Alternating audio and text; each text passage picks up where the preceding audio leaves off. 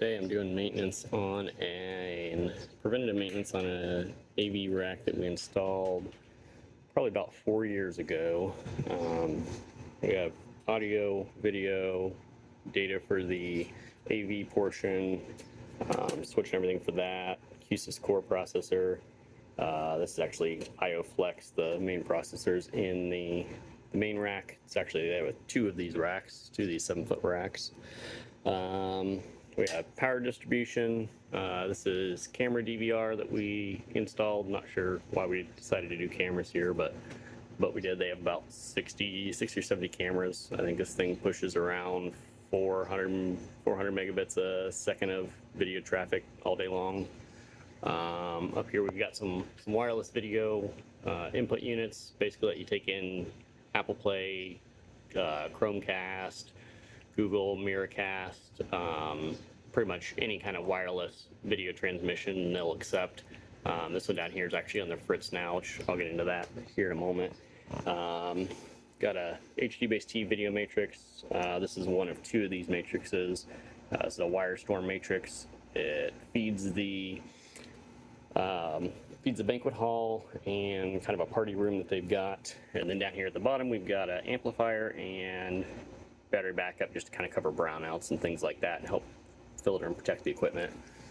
Back in here, you can't really see, but there's a 10 gigabit capable switch for the DVR, NVR, and then another network switch for the cameras in this portion of the building. One of the things we run into a lot of times in dealing with these kind of spaces is basically I had to move most of these chairs and the dance floor and stuff like that they've got here in their storage room where our rack's located, just to get back to the rack.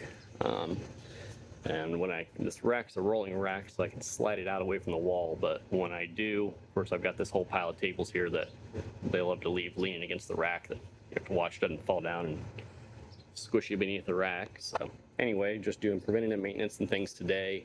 Try to get things ready for their main season starting this year.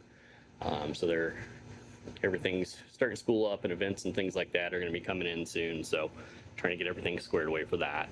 One of the things I am doing today is, as you can see, there's a roof access directly above where our rack is at. And we've had some issues in the past with the HVAC guys will open up the door, or whoever's working on the roof, open the door up and on the roof and leave that open. It's like a hatch style door. It's kind of hard to see from here, but it's a hatch style door that opens up like a trap door straight to the outdoors. And so they leave that open and it's sprinkling, or just from their boots and everything walking up and down the stairs, which of course are just metal grating. Stuff drops down through the grating at the top and lands right on top of the rack, and when it's raining it just sprinkles all over the rack. And that's actually what took out this unit, I believe, is water damage from water got inside of it.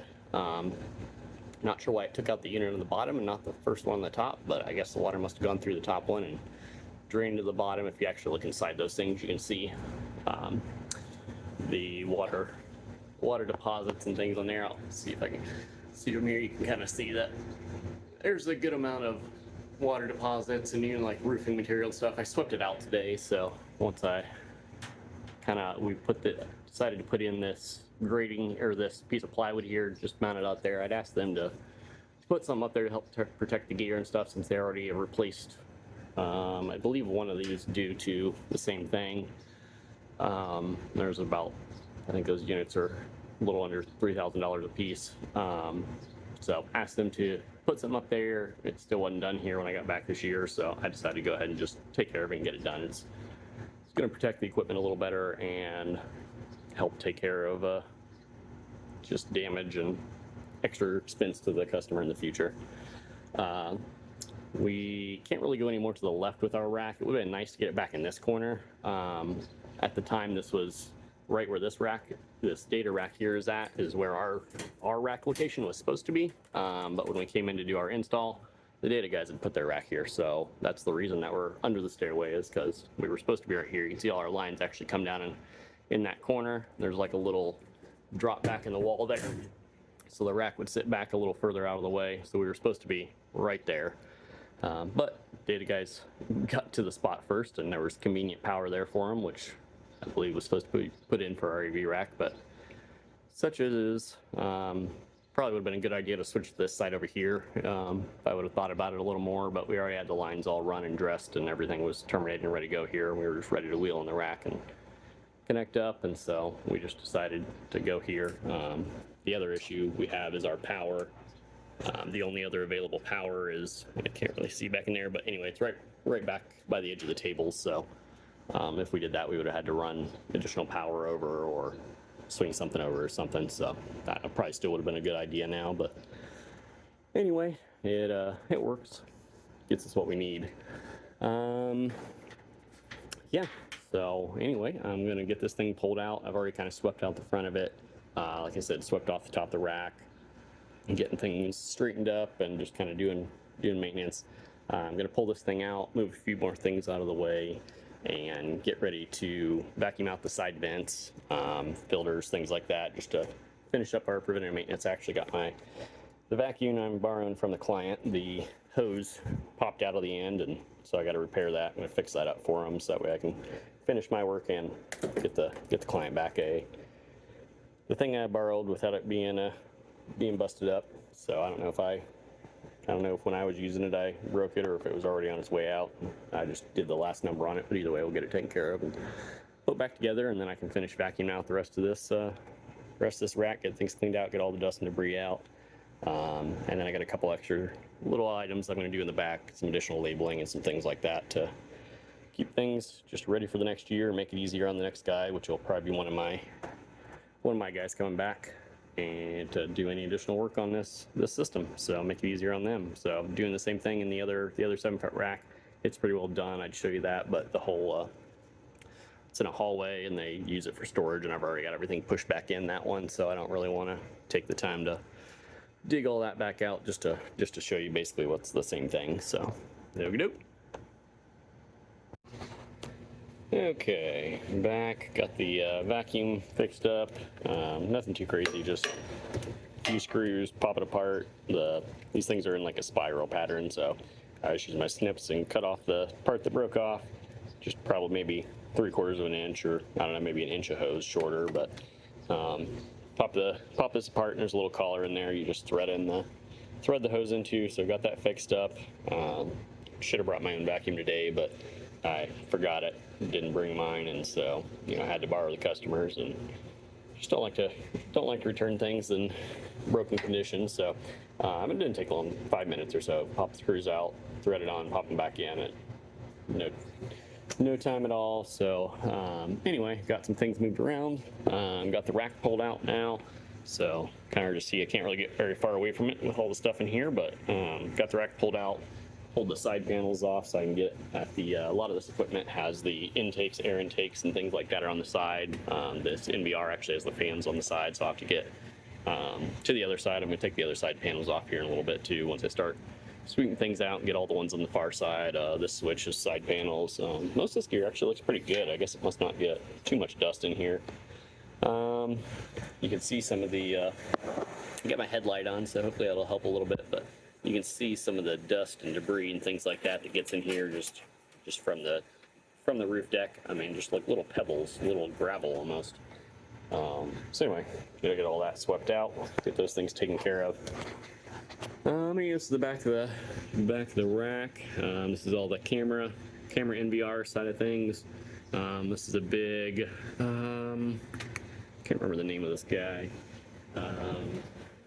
Let's see, Hikvision, big Hikvision NVR that I've got a guy who normally does cameras. I normally recommend for most of the camera installs. He actually suggested this one, worked out really good so far. Like I said, we normally don't do cameras in most of these spaces, but in this case, the customer really needed it. Their system they had was pretty bad shape, so we decided to go ahead and take it on for whatever reason. I did have my guy come out and help us out installing it and configuring things like that, just because some of it wasn't stuff that I'm super familiar with, even though we've done it before. So anyway, he was out here then, but for the most part we've kind of maintained it since then. It's a bit of a mess up here. We kind of added a handful of little things, kind of needed to get this cleaned up, see if I can clean this up a little bit today. basically some extenders. There's one here, and there's this other little one down here that basically just take the video feed and extend it out. One actually takes the mouse and keyboard and video feed and extends it to an office where they can remotely manage it, so they don't have to clear all this crap out every time they want to check footage or keep an eye on things. And this other one goes from a secondary output that this unit has that lets them have a, they've got a back door. This is actually a country club, and the caddies, they like to be able to see the side entrance. That way if somebody pulls up, they can get out to them and get them a cart and get them their stuff right away. Anyway, you can see the back of this. We've got watt box power distribution up here at the top.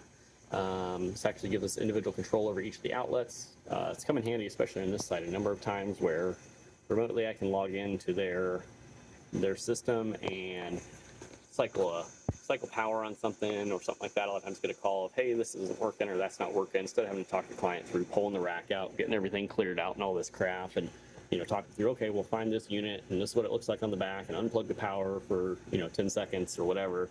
I can just hit reset and the unit resets and it's back up and going, and a lot of times that can take care of the issues. You guys probably know simple reboots fix a lot of things, unfortunately.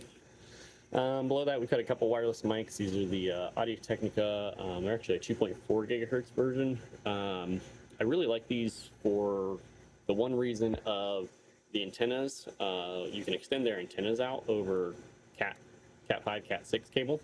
So it makes it really easy to do remote antennas without all the added cost of antenna distribution and coax, RG11, and that kind of stuff. That cable's just a pain in the butt to work with, and you gotta pretty much order it in pre-done lengths or teach your guys to terminate. And the RG11, most of that's solder on. I think they do have crimp ends for that, but I haven't gotten them and things. So we do that a lot of times where we want to use those, but for something like this where it's an event space and we don't need to worry as much about what's in the space and we just need to get the antennas out, you pop those in and they work really nice. You just take the module, mount it somewhere in the building. I think it goes up to like 200 feet, or I don't know. I have to look up the specs to see, but just take a piece of cat that you're probably already pulling anyway, drop it in above the ceiling or wherever middle of the space is, plug that unit in, and that's all there is to it. Really handy mics. I think they're kind of hard to get a hold of, but still highly recommend them. And aside from that, we've got a Q-Sys I/O. This is the Flex. This is just kind of bringing, like I said, the cores in the other rack. This is bringing the analog inputs in from the 4 microphones, and I forget what this is feeding. I think this is actually an input from the video matrix, the HD-based T matrix. We get audio extraction from that, so anything that comes audio over the HDMI, we can actually get the audio, strip that audio out and pump it into the system. Here's a relay controller for our control system. Get a better look at it over here. We're using RTI in this. RTI's done a real nice job, and a lot of guys in the commercial realm use Crestron and things like that, but just the complexity and cost, and it's hard to find guys that really are good at that because it's a programming language. So RTI has really done a nice job, been a good kind of middle ground for us. So been using them a lot. Let me see here. Looking a little hazy. I don't know if it's my camera. I'll wipe that off here and then we can get back and go through the rest of the rack. Here's one of those wireless. This is the other end of one of those wireless antennas for the wireless microphones I was talking about earlier. It actually comes with this little case right here. The unit slides in. So if I can put it up here. Just gonna pop it out. You can see the cat comes in that side, and then it's just this unit. If you're using it without the antenna, this antenna unit just snaps in the microphones that I was showing you before. You might have noticed there's like a little flap on them, so it sits in there. But if you want to make them remote like this, take the little mount that they send, this little plastic mount here, screw it to the wall. It actually has the ability to, this little bracket, to snap like 2 or 3 of them together if you want. Snap the unit in, plug in the cat, and there you go. It flashes letting you know it's ready to go. Okay, getting back to it, it seems like my camera, if I use the ultra wide, for whatever reason, it's got some artifacts and things in there. So anyway, I'll just go to standard. It's try to keep a track of where I'm pointing the camera here.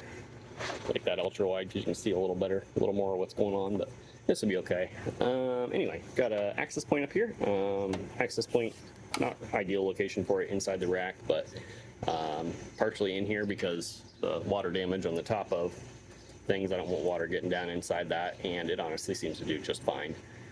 We haven't had any complaints. Most of the control mostly just has the control system, the iPads we use for the control system, and they're hard mounted to the wall. So as long as they're getting good reception when we put them in, I think they're both within probably 30 foot of the rack.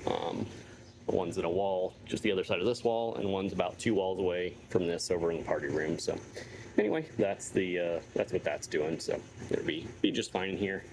Got a spare cat line that unfortunately is unlabeled. I think it was a camera line that ended up not getting used, so I just tuck it out of the way in case we ever need something. But it's the kind of stuff I'm trying to clean up today. As you can see, anyway, I was getting with the watt box. As you can see with that, I do try to have my guys label the inputs on what they are, since this is a unit that is controllable.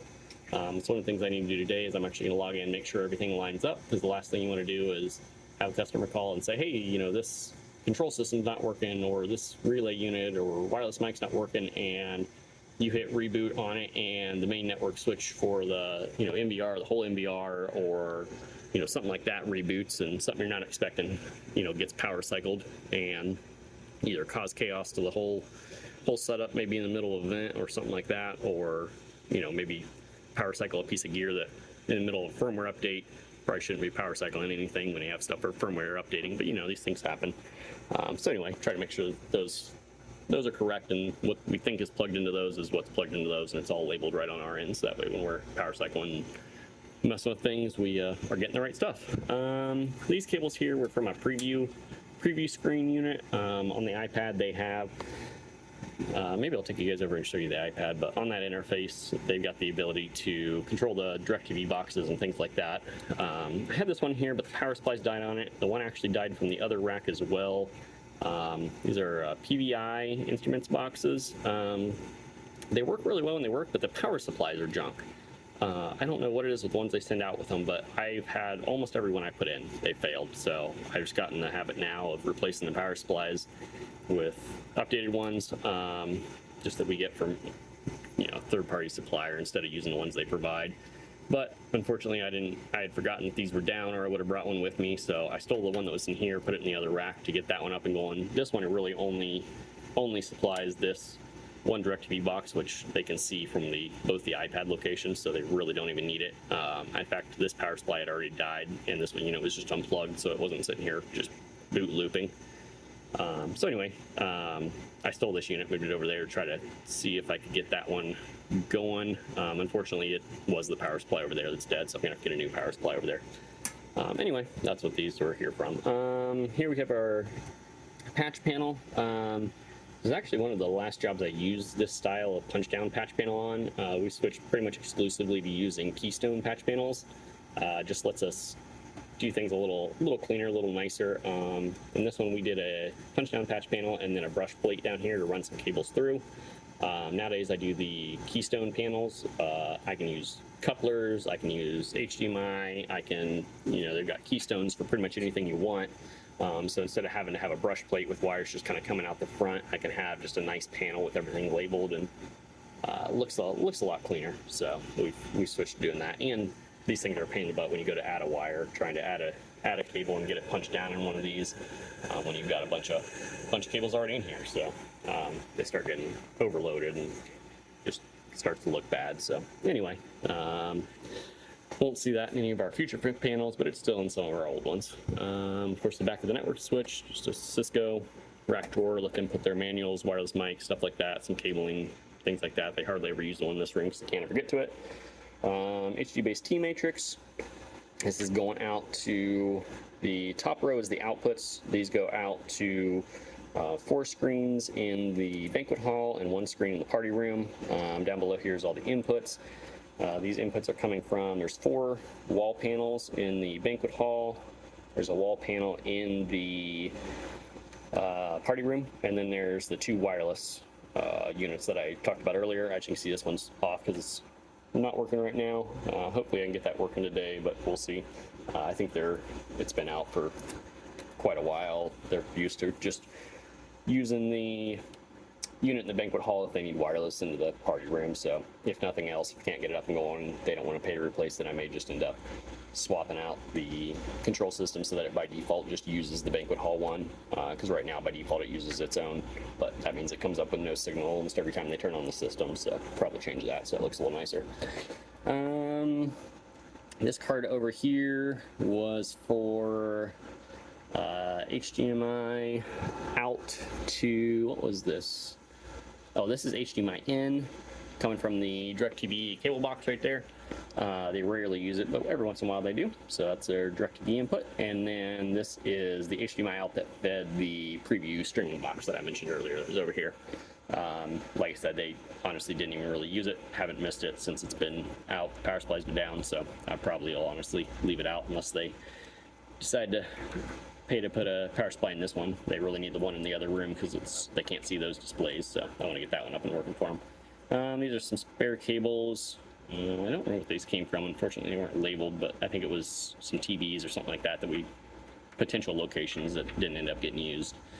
I got some extra cards in this thing. I forget what these were going to be for at one point. I think a few of these were in use until they got rid of some equipment. I think this one was going to be, they were going to have more DirecTV boxes over here. And then they decided I really only just need one, so they eliminated that. And then I believe these were going to be some interlinks with the main rack, so if they wanted to send content to all the displays on the property, they'd have the ability to do that, but they just decided they really didn't have any content that needed to go between the banquet hall and their dining areas and bar, which is what the other rack supplies. So we have data and things like that link between the racks, but we don't have any video. Audio does link. Actually, the background music player is in that other rack, but those are just over the Q-Sys QNet. Down here is the amplifier. These four inputs are, this network amplifier has 4 analog audio inputs.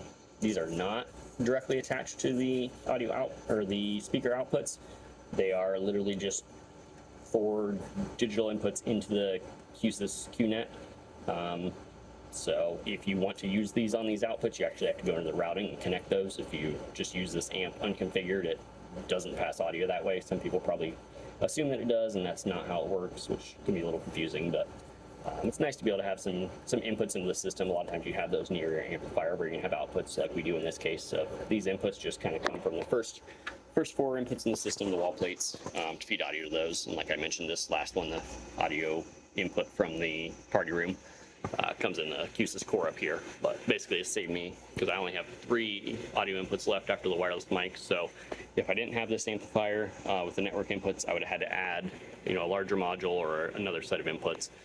So it saves money that way by just having that in one unit. So they are a little more expensive than the amplifiers without them, but it's still cheaper than adding another audio input. So you can probably see, you may have noticed this Wirestorm has 2 Ethernet cables connected to it.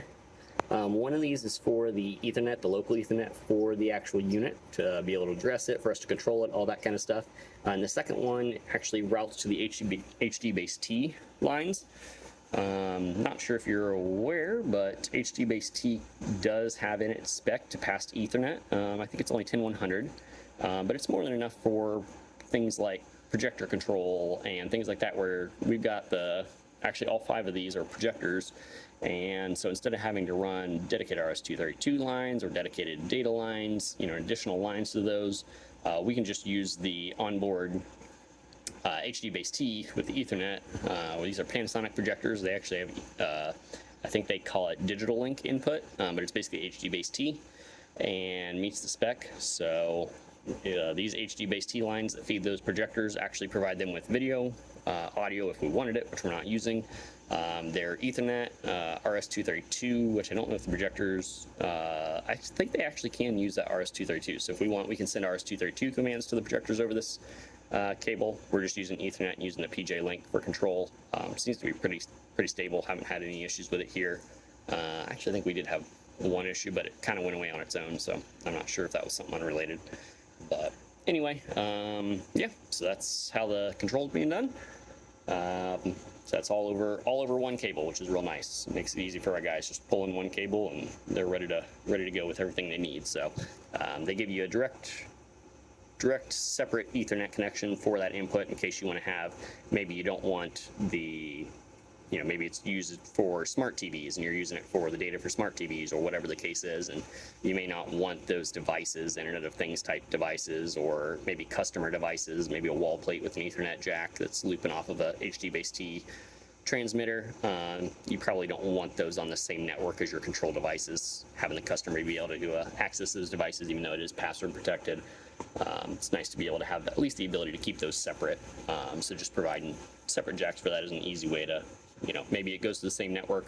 In this case, it does for us. They're both hooked to the same network, but you could run that to a separate VLAN or separate switch entirely. Or if you're using like an isolated control system or isolated AV network, you could have those, one be connected to that and one be connected to the main customer data network with the internet and things like that if you're doing that sort of thing. But anyway, as I mentioned before, I don't know if I covered this when I first went by here. This is the data switch that feeds the MBR. You'll notice there's four links to it. These are 4 gigabit links with the amount of throughput we're putting through this thing. 1 gigabit link is probably can handle it at this point, but it's a lot. So basically we're prepping for full 10 gig into this switch. This switch has the ability to do 10 gig ports, and then these give us 4 gigs of uplink into the MBR, so we can be moving 4 gigs worth of traffic before we run into bandwidth issues. Let's see here. I don't know what we're curious to see what we're currently at. See, 7 and 8 are our 2 uplinks. 7 uplinks from this switch, which is this area here. 8 uplinks from the other main 48 port switch that then actually links out to a couple extra buildings. So let's see here. Port 7. So port 7 right now is moving. Let's see here, 30, 50. It looks like about 50 mega. No, 670. Yeah, probably averages around 50 to 60 megabits per second of data, just from this switch here, from all the cameras on that one. And then let's see here if I go. Oh, I think I did that wrong. Should have swiped the other way. Port 8. I think as I mentioned this thing, so port 8 is coming from all the other cameras, currently pushing about 200 megabits of data.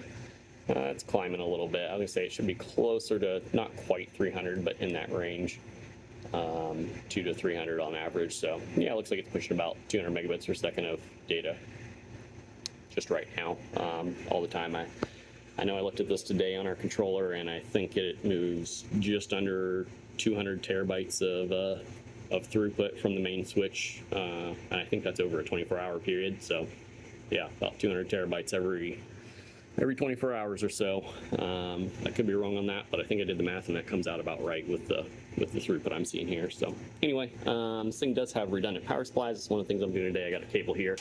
We ran out of plugs down below earlier, so I'm going to get a plug opened up and get this second power supply up and going, so that way if they have a power supply die, the whole thing didn't go down. Yeah, I think that pretty much covers it. Took this other door off this rack, just to make it easier to see in here for you guys. You see our trunk line with all our data. All the data is on the right side currently. Comes up out the top, goes out to what you saw earlier. This location we have our power line coming on the left side. Most of the power cables are on the left side. So try to keep those separated when I can.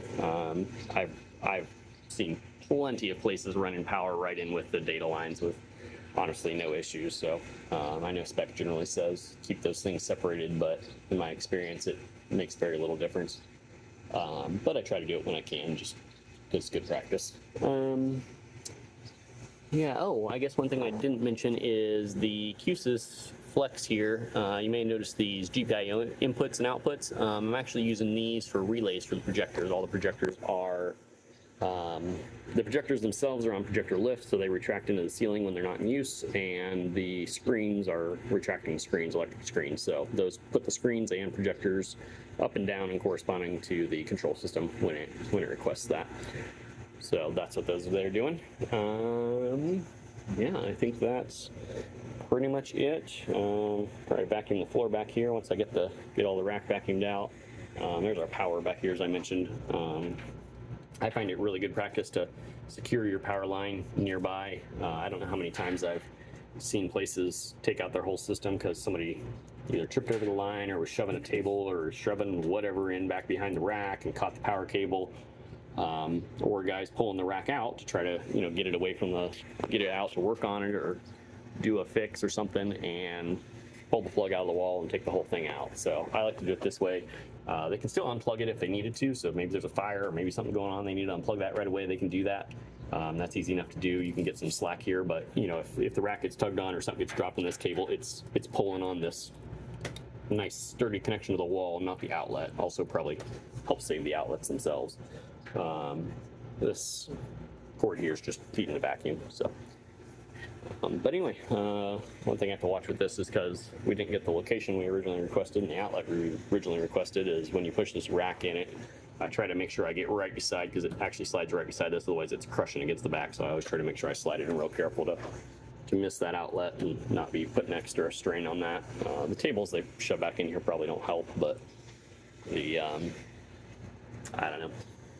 That's not my problem, I guess. If they take it out, and we'll be back to fix that. So anyway, get working on this, get this thing squared away, try to get out of here today. So I may check back in one more time once things are finished up, but that's the system as is. So I was gonna maybe I'll try and give you guys a look at the iPad and or the system just as it operates. So I don't know if they got any events going on here, but if the place is fairly opened up, then I'll try to get some shots of that as well. So, okay, this is the iPad. It's the video control page. Basically, they can turn on screens at either end of the room. Screens, projectors drop down. You see the ones over there dropping down too. So I hit both of them. They kick on. You see they're using the digital link video input. And they just come up to the wireless, the Altona wireless transmitter receiver units. These things are super nice. They give you the ability to do a customized page here where it makes it real easy to just have some instructions for people, make it super simple to use and do what they need to do.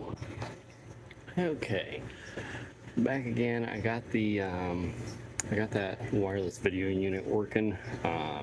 Just powered it up and it just needed rebooted. It was unplugged. I had the customer unplug it because they'd called me and we were trying to get it working over the phone. They were having issues with it, so I just had them leave it unplugged. However, in the meantime, something else was added to the rack and I was short outlets. This rack's chock full. I need to get a little auxiliary power strip in here, but for right now we have enough for everything. But since I was short on outlets, this unit here is a SDI converter. I think I mentioned earlier, just feeds another display from the output of the NVR. Its power supply takes a micro USB input. The newer ones take USB-C. But anyway, I had a USB-C cable out in the car. Fortunately, I could not find a micro USB at the time, but I did end up finding one that I keep for charging my headlamp, the one I'm using right now. So anyway, I just decided to use this cable because I can just order another micro USB. It's going to be cheaper for me to do that than get somebody back out here to take care of this later. So I'm going to go ahead and get this plugged in, make sure this turns on. Just pulling it off the USB of the NVR itself. These things don't pull much. I forget what it is that they pull, but it's well within the USB spec. I've never had issues powering them off of TVs, displays, whatever. Looks like I do have a light. Got a light on the output side that tells me it's outputting SDI. Kind of hard to see with my flash on there, but you can see there's a white light in there. That means everything should be good. Anyway, I'm going to tuck this guy back up in here and go check on the display, make sure it's working and everything before I head out. But other than that, I think we're looking good. Like I said, I was able to get the wireless working, so that was real nice. Got that working now, and should have this working, and didn't even have to add in a little power tap or anything. So I cleaned this up a bit. Got most of the other stuff cleaned up. Added some labels, corrected some labels on some of the power stuff. Got that second power hooked up, so both those PSUs are working. Going from there. So anyway. Got an issue here. This microconverter, that SDI converter that I was just getting that USB, micro USB for. I went down to check on the display, make sure it was all working and everything was good before I finished up with that part of the project, and got down there and the TV's gone. They actually removed it and they are not using it anymore. So I said, okay, well, went ahead and got my get my micro USB back now, and I went ahead and just took the unit out, because if it's sitting in the rack not doing anything, it's not doing anybody good. So I'll probably just throw it in the truck and have it for have it as a used hot spare for something if need be.